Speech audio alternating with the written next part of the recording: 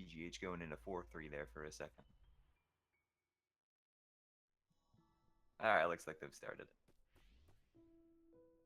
Alright, so the Celeste's game has 7 chapters and a prologue. Currently in the prologue, Madeline doesn't yet know that she can dash. You'd think so you'd be able to figure that out pretty early in your life if you had that power, but I guess not. So throughout the prologue, we're going to be jumping a lot. Jumping actually accelerates Madeline, which, like I said earlier, adds to your speed. So it saves, I believe, 2 frames per jump. So they're going to be jumping a lot. And then here at the end, this bird's going to caw at them. And she's like, oh, I don't have to die here. She dashes up. Yeah, don't you know if you jump off a bridge in real life, then a mystical bird will come down and tell you you have And the freeze time. ability to defy physics. It freezes time on its way down. And then it tells you. So moving right into chapter 1. It's the shortest chapter in the game. But once the dash is unlocked at the end of the prologue, the speedrun goes 0 to 100 real quick because you're going to see a lot of very fast movement throughout these screens, a lot of dashing along walls and dashing along the floor to maintain the dashes and be able to dash multiple times on the same screen.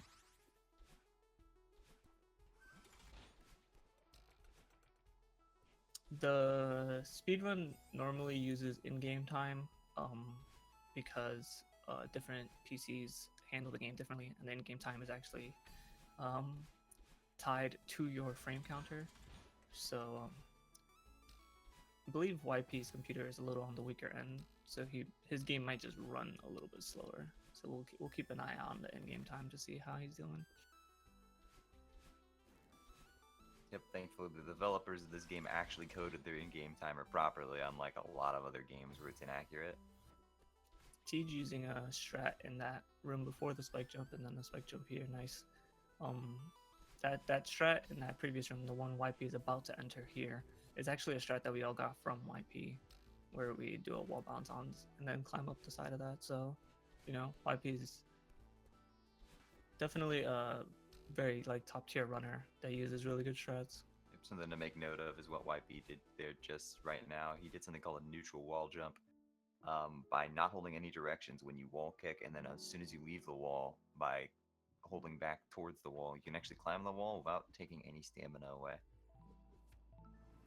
And that allows you to do some pretty neat stuff in Chapter 1, but it also lets you do something pretty cool in Chapter 6 much later down the road. Yeah, so here we have the first cutscene skip on TGH's side. It happened so fast we didn't even see it, but most cutscenes in this game, when they move Madeline across the screen for the cutscene, they actually only move her X position and not her Y position. So we're gonna see YP do it here maybe. Yep, he triggered the cutscene in at the roof of the room so that when the cutscene ended, he was actually inside the dream block and didn't have to jump again to get up into the dream block. Speaking of which, dream blocks, the unique mechanic of chapter 2 here, they allow you to dash. You dash into them and then you travel infinitely until you exit out the other side of them. And if the other side of them happens to be at a wall, you actually just kill Madeline. So you got to make sure to aim your dashes at an angle that you will not wind up in a wall. Yep, don't crush yourself, that's bad. Yeah. Chapter 2 is also a pretty quick level. On average, it's less than 2 minutes for this level of runners. So these runners are just blazing through it right now. Did we mention battling? Yeah, there's a evil manifestation of your negative feelings chasing you throughout this section here. I know you didn't see her much because they're too fast, but yeah, the battling is just like the Shadow Marios from Super Mario Galaxy. She spawns in 3 seconds after and then repeats every single action you've done. So the faster you go, the faster she goes. Kind of a scary prospect. At the end of that segment there, Madeline actually wakes up and realizes she was dreaming that whole time, and then she's like, well, that was awkward, and just continues up her climb on the mountain. It's not the weirdest thing she'll see on this mountain, and she'll be awake for the rest of that. And if you actually let that cutscene rock for even a second, you see my favorite quote in the game. It's Madeline calling her mother, and her mother's just like, hello, question mark? Like, what do you want for my life? But the in-game timer actually does not stop during cutscenes in this game, so unfortunately the players are going to skip them as fast as possible. Alright, we got the worst in the game, Celestial Resort. Anybody who likes this chapter, they're objectively wrong. That includes DGH. But yeah, this chapter is much more it's much more I'd say constricted space-wise, so you really have to be careful. There's also these annoying little red guys called dust bunnies. They are annoying. They're 100% cycle-based and they're always consistent, but that still doesn't mean they can't get the better of you. If you touch them, it's an insta-kill, like most enemies in this game. There's also these tentacles on the walls and floor that just kill TGH here. If you touch them after moving off of them, they grow as dust monsters. So it makes it basically a one-way path if you're traveling along them. Yep.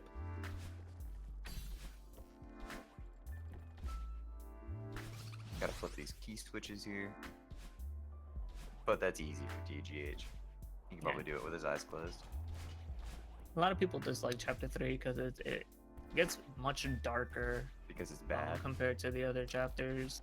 You can notice that on TGH's screen. There's kind of like a light around Madeline because the chapter is so dark. It was very big contrast from the previous two chapters, and an even bigger contrast from the next chapter, as we'll see when we get there. So a lot of people don't like the dark gloominess, and the cycle-based stuff can be anti-fast if you're not used to them. So, from a speedrunning perspective, learning this chapter can be a nightmare as well. So now the runners are entering this huge mess segment here. It's a three-way branching path. You have to do all the paths. The runners are going to do them in the order of south, north, east, because after each path you have to talk to Oshiro again, and you'll see that this south path leads you closest to his first spawn point here. Yep. So just makes it easier to get through the segments if you do them in this order. So they will always do it in the order of chest, to the books, to the towels. Yeah, and when you hit one of the switches at the end of the section, it removes all of that material from the entire huge mess checkpoint. So hitting this book switch here will remove all the books from the laundry section, essentially making the laundry section even harder. So, if you're having trouble with a section casually, definitely try them in a different order and see if having more material around to land on and jump off of will help you. I'm the opposite. I like as little material as possible, because then it actually feels like a level instead of a Terraria world. Anyway, Tej is going to be putting away the last of it, and he's just got to go and get his key now. Then he can head over to the elevator shaft. YP's been having excellent, Chapter 3. He actually fell decently behind between slower loading and the little bit of mistakes in Chapter 1, but he's only 4 screens behind Tej now. So definitely making good leeway. Nice corner boosting there. You call it corner boosting, I call it cheating. If nobody explained corner boosting yet, it's basically if you dash at a corner, and then you hit jump and grab on the same frame that you touch the corner, you gain a lot of speed. It's frame perfect, but it also gets you a lot of speed. The TAS, the tool assisted speedrun, absolutely uses it literally everywhere, and it's fantastic. If you want to see a really great example of what kind of speed it can get you, just head over and look at the end of Chapter 2 in the tool assisted speedrun. So now Tej is going to be fighting the one and only Oshiro. Yeah, so at the end of the hotel, you've told Oshiro for the 90th time that you have no intentions of staying at the hotel and that you just want to find a way out. And Battleline actually shows up, and you're like, wait a minute, I thought I was dreaming about you. Why are you here? And she actually tells Oshiro that his hotel is a dump, and she breaks the ceiling, and Oshiro doesn't like that. So Battleline, looking exactly like us, makes Oshiro take it out on us, and so now we're running for our dear lives. Yep, make sure you always respect your hotel staff, or else we'll turn into giant demons and try to kill you. Oshiro charges at you, and it's pretty easy to dodge. Tej actually just finishing up the section right there. Holy moly. It's going too fast to talk about. Yeah, he got the fast cycle on pretty much every screen, so that's pretty good. Streamer, can you stop going so fast? I need to explain the run.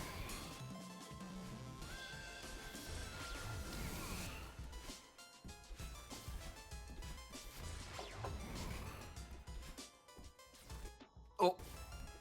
Okay, YP Oh, he saved it. saves it.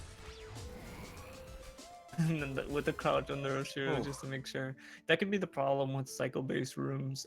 If you mess them up in a way that you're not familiar with, you'll have no idea where the cycle will be, and you just gotta stop and take it slow. All right, we got TGH moving on Golden Ridge, and YP just hot on his heels.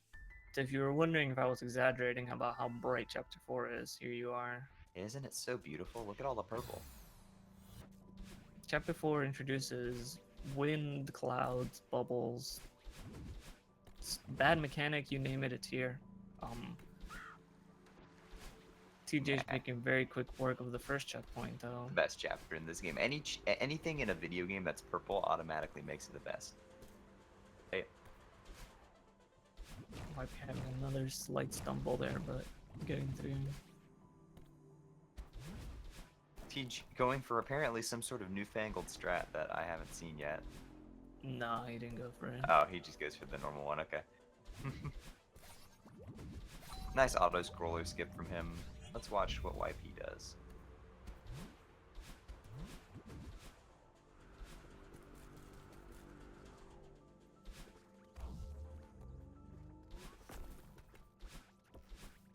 So we didn't talk about the spike jump in chapter 1, but YP just did another one there. Basically, spike hitboxes in this game are pretty lenient. They are generally much smaller than they appear, and they also don't damage you if you're moving away from them. This is just like a failsafe that the developers put in. They wanted to make sure that, you know, the game felt fun, like you didn't feel like you were being cheated every time you went anywhere near a spike. So because of that, if a spike is like facing left and you're coming from behind it on the right, then you can essentially always be moving away from the spike and make the spike hitbox not exist. And that allows you to jump off the wall behind the spike, which is what the runners are doing. This is also what allows you to pass through the back of spikes in certain later levels, so it is intended. Almost everything in the game, I think, except for corner boosts and maybe like how ultras have evolved, wasn't developer intended. Like, it was all found before the game launched and then left in. And some of the levels were even redesigned for those speedrunners to be able to use these new techniques that were being discovered in the run. Yep. For instance, in Chapter 5 later, we'll see a very clear example of a developer-intended skip. Siege wrapping up Golden Ridge there. 250 is pretty insane Golden Ridge time. This is probably the level that YP gained the most time on him at SGDQ, because this is known to be YP's like favorite level to practice, but he's been having some hiccups, so I think This is the best level in the game. Oh, I don't blame him. Speaking of which, we got Tej moving on to Chapter 5, the Mirror Temple. So we got these red orbs, which are basically just super versions of the blue orbs that we saw in Ridge. And Tej, oh my goodness, what? Nice. You're supposed to stop and let the platform go up a little bit there, but Tej said no to that and just did a reverse hyper across. He was actually the only person that ever stopped on that platform. I'm really? happy that he finally stopped stopping. Yeah, he did cutscene skip too. Oh my goodness, the monster. But there was Who falls there? There's a trick in that cutscene at the start of the second checkpoint of Chapter 5, where if you are similar to Chapter 2, if you're at the top of the room, you can warp directly to the switch when the game moves to Madeline for the cutscene. But at one point that would actually sometimes put you in the wall, and you would actually have to retry the room to be able to exit the wall because there's no way to escape. So I think they finally patched that out and fixed that for the Steam version. So now you can go for it without having to worry about having to retry. And yeah, YP doing the fastest strat there on that platform. There is a way to do the fastest strat in that room and then still get the cycle skip in the next room, but that one is like pixel perfect, so YP just went for the normal strat in the next room. And I think overall both their strats wound up being about the same time. killed Madeline, and now Madeline is in the unraveling section of Chapter 5, where everything is dark. It's scary. So the Mirror Temple is a magical place on the Celeste Mountain, which is a magical mountain if you haven't figured that out yet. And the Mirror Temple is supposed to manifest itself as a reflection of your inner feelings or inner turmoil or something like that is my interpretation of it. Madeline's actually at the hotel with her good friend Theo, who she met on the mountain. And basically what we're seeing here in the unraveling section is both the players went, or Wipey's about to go through the magic mirror here at the top of the screen. And after going through the mirror, they wind up in the version of the temple that reflects their inner selves.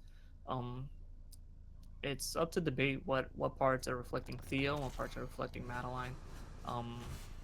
I always took it that Theo is trapped in a crystal because he feels trapped or something. Yeah, a lot of people say like all the eyeball stuff, all the eyeball related stuff is his like obsession with Instagram. Nice save there by TGH. Oh, he was actually pixels away from kissing death there, but manages to prevail. Lord. TG now entering the second half of Unraveling, and he's going to do this nice developer-intended skip here. Normally there's about 4 minutes of puzzle solving, but nah, bye. We don't have time for that. Yep, by combining all the mechanics that we talked about earlier in the prologue in Chapter 1, you're able to get enough distance on your dash to jump over all those spikes. And as a result, you do not have to get the 2 keys that are in that room. They're designed as the casual way to get through it. It's also worth noting on YP's screen right now that you the Seekers can actually flip switches for you, so having them move optimally is always nice. Yeah, so Madeline on TJ's screen here has found Theo, and like Shay said, he's trapped in a crystal. All these eyeballs in the walls and stuff is what a lot of people say is Theo was what being reflected of Theo because he's obsessed with Instagram basically, or Instapics as it's called in the game, and like is always trying to take selfies and get followers and stuff. So all eyes on him are literally now. He actually got trapped in the mirror trying to take a selfie in front of one of the mirrors. That's what happened. So, dude, using that little platform to just get a nice little speed boost and cheese his way through this next room. Yeah, that's part of like what we were talking about earlier, how movement speed is uncapped in this game, and if you can use the momentum from blocks or the mechanics of the levels themselves to accelerate, then you can actually gain more momentum than just dashing normally.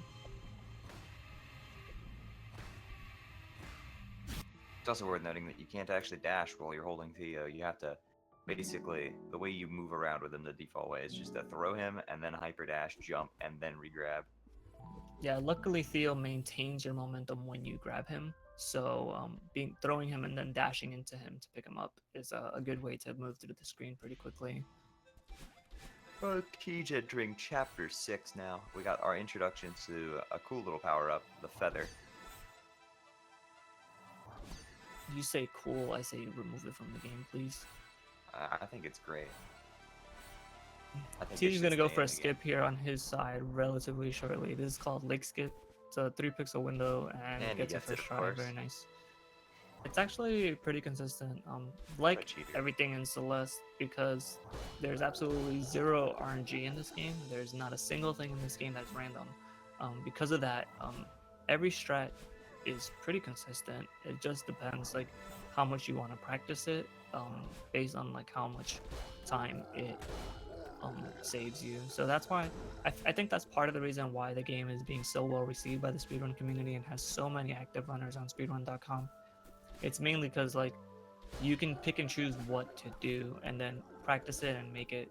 You don't have to worry about like bad boss RNG or bad enemy patterns or anything like that. It was designed from the ground up for this kind of stuff.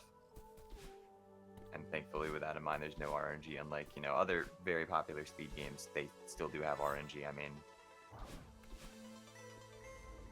do you have a really good run that dies to not getting the hover to Ganon? Oops. Do you have an absolutely amazing run that just dies to not getting enough hands on Toriel? Oops. But anyway, TJ now progressing through Chapter 6. We got these great mechanics. Ben Teasy's favorite, the pinball bumpers. I know how much you love them. I actually don't mind them as much outside of the core. It's only What in the has happened core to you? that I they're thought I knew really you. toxic.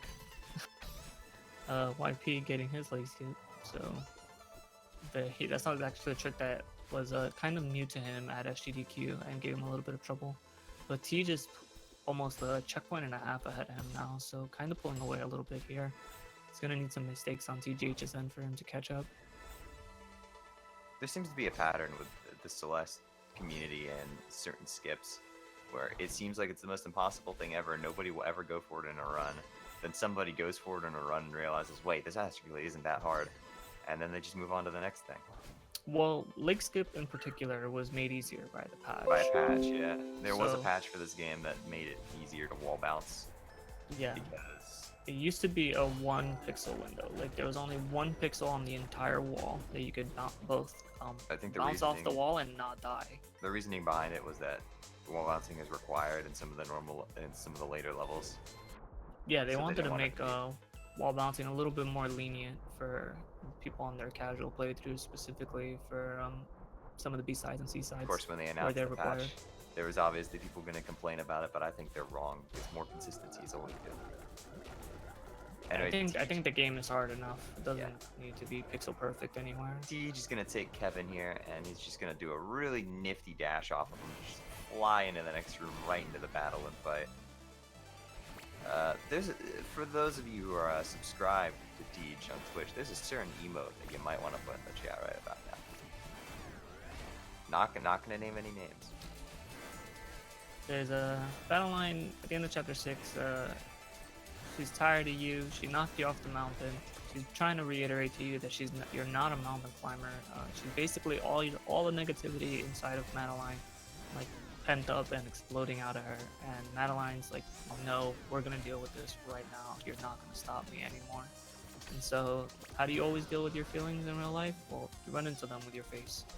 So Madeline's doing just that. You can't proceed to the next screen until Madeline breaks the wall to get through, so you have to hit her at every position she's at. There's no skipping cycles for that.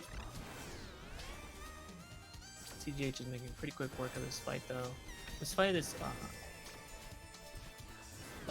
pretty much the climax of the game. There's a lot of emotions going into this battle. It's very, very memorable and very fun casually. If you haven't played the game yet, I definitely highly recommend it just for this segment alone. It's definitely very well designed, both gameplay wise and thematically. You can definitely tell it's supposed to be a big final fight because the background turns into the Final Fantasy IV final boss battle in the background.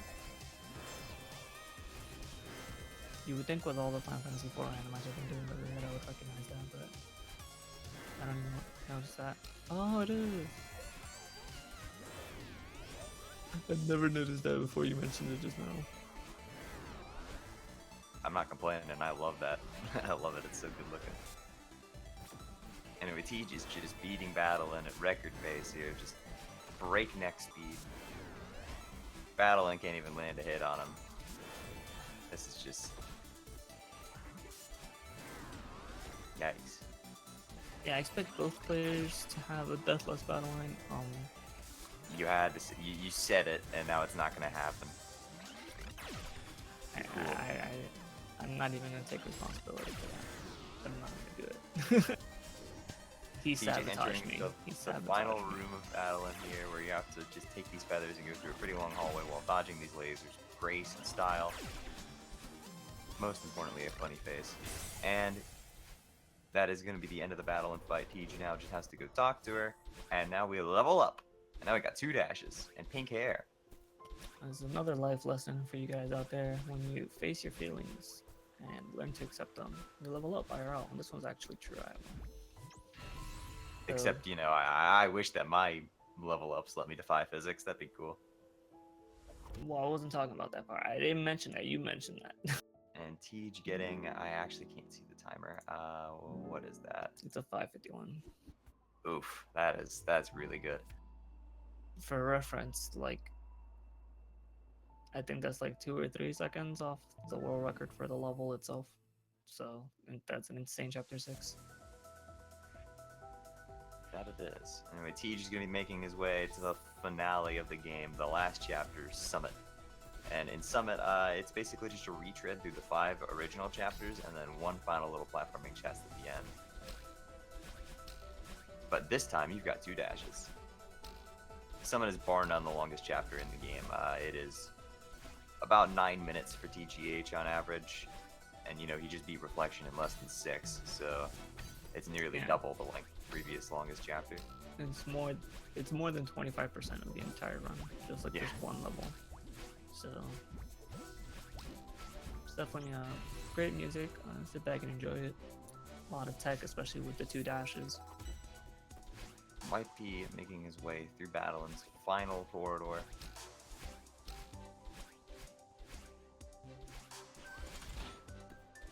Teaching the first checkpoint of Summit, it's called 500 meters. Basically, they, instead of saying chapter 1, chapter 2, chapter 3, they just say 500 meters, 1,000 meters, because you're essentially reclimbing the entire mountain. Reclimbing the entire Madeline. The memes have gotten to me. This is a game where you play as Celeste and you climb Madeline. Now we got YP finishing up his chapter 6. And done for him. Let's see what he got. My eyes are failing me. Ben, what is that? 6:19. Okay. So about 28 seconds behind.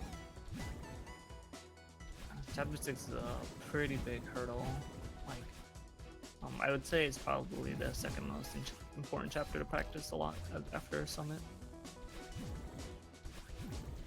So here we had the dream blocks from chapter 2 and 1,000 meters. Yeah, now that you have 2 dashes, you can actually hyper dash out of the dream blocks and have a dash. So let's go even faster.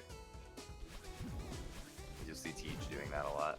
The reason you could theoretically have done this in chapter 2, but it'd leave you without a dash. So yeah, hyper dashing is dash plus jump, so and crouch. So if you did it out of a dream block in chapter 2 when you only had 1 dash, you would be dashless and not be able to dash into the next dream block, which is usually slower.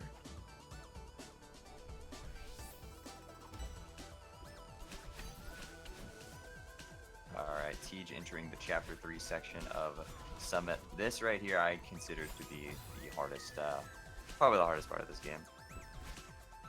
Oh, that was a nice save by YP. He triggered the block by grabbing it, and so he almost didn't make it up in time to get the jump, but he actually did a reverse hyper to get up from the other side, because he didn't have time to get to the other side of the block to clear the jump. Yep.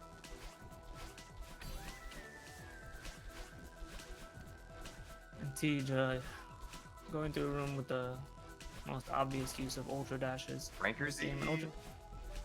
An ultra dash is just a hyper dash canceled into another hyper dash, and for some reason that down forward dash doesn't redo or restart Madeline's momentum, so it just adds to it. That allows you to gain a lot of speed if you're going down forward. Teach managing to get through the chapter 3 section with ease. He dodges the nefarious clutches of Bob, not taking a death. And he's actually going to go up top here to the secret path because it's actually faster and saves the screen. And it gets you a strawberry. That's the most important part. Who's Bob? The dust bunny on the right, moving up and down.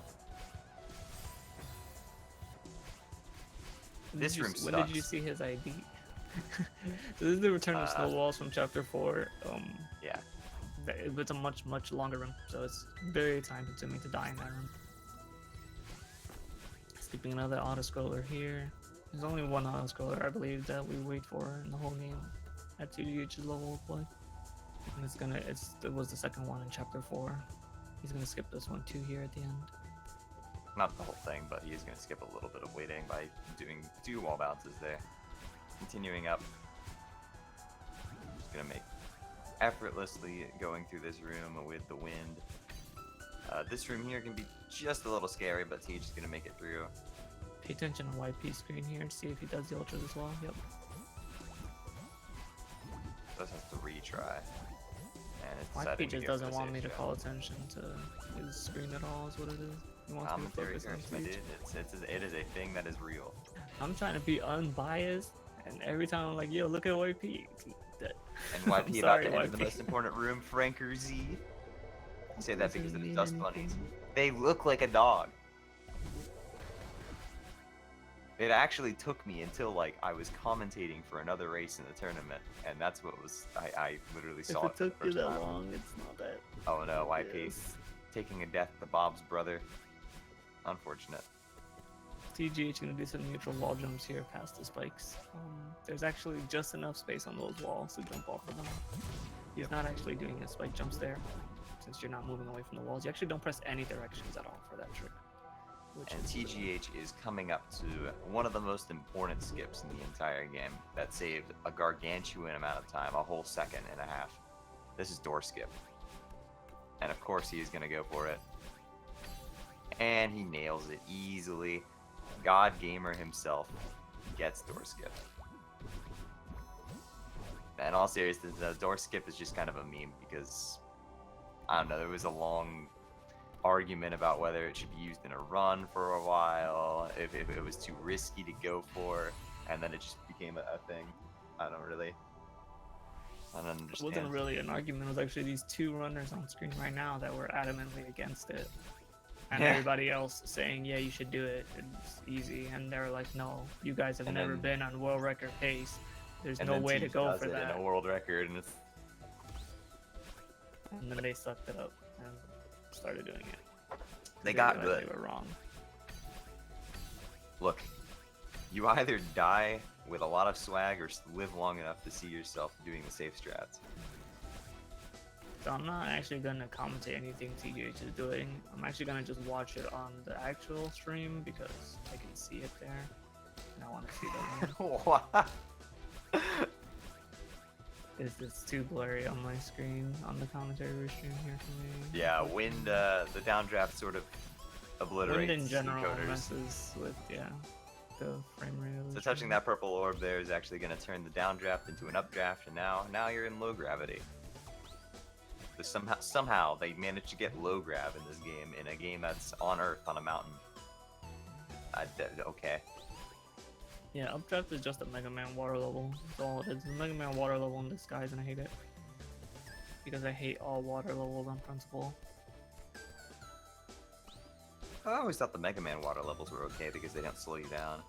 YP going for the key skip here if you didn't catch it on TGH's stream. Nice skip to first try. I'm glad he didn't die again because I said his name.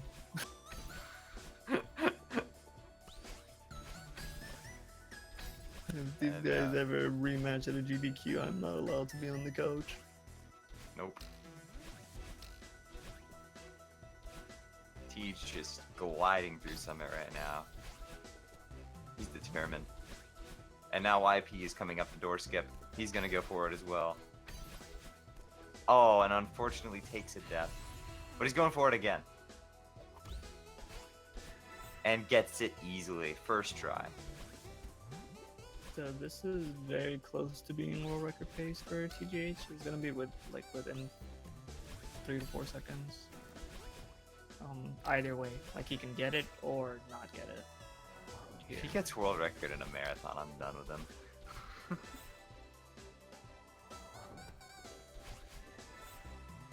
Yeah, he usually doesn't make many mistakes on these last segments here Why did you say anything? because I can. If he dies on flag 1 now because you said that. 3, 2, 1. So no, unfortunately not world record. Not world record, but he is going to get it by 5 seconds.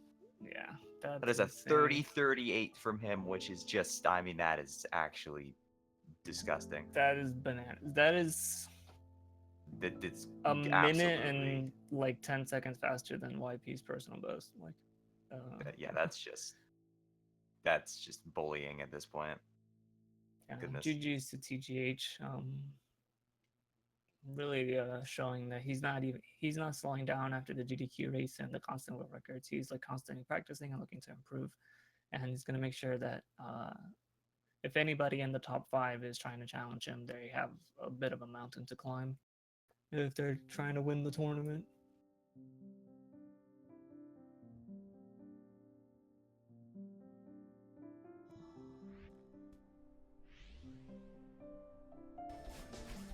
YP skipping the checkpoint.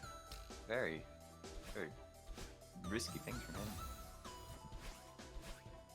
him. He like almost ran out of stamina like 4 times on that segment. I was like holding my breath.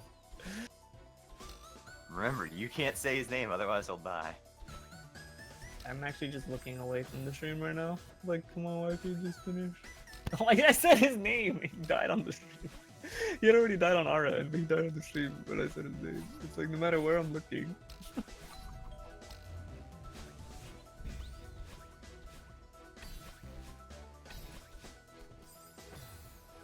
Ooh, YP unfortunately taking a death going for a skip here. It's actually possible to just jump around that spike because of the way down, the way updraft works.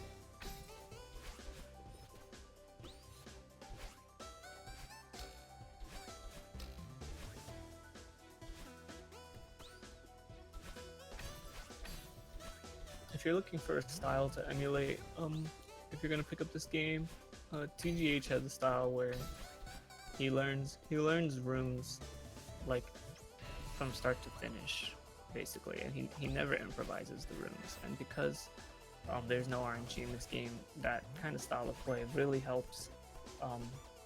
If you don't make mistakes in the later parts of the rooms, you almost don't lose any time in your run. The most time lost, because you're always spawned at a checkpoint, usually at the start of a room, is the most time lost is getting to the end of the room and then dying. If you die at the beginning of the room and then still execute your strategy as normal, you pretty much don't lose any time, which is why we see that even though TGH had 5 unintentional deaths this run, he was only 5 seconds off a world record, because those deaths are not costing him time because he doesn't die at the end of the screens. So definitely a good strat to emulate if you're looking to play this game. And here we have YP finally on check flag 1. Definitely a respectable run nonetheless.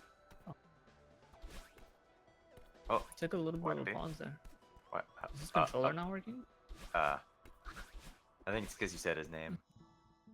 I thought his And like that's jump YP. button broke. Like he's Finishing not up his run. jumping. 34 flat, I think it was. Yeah, 34.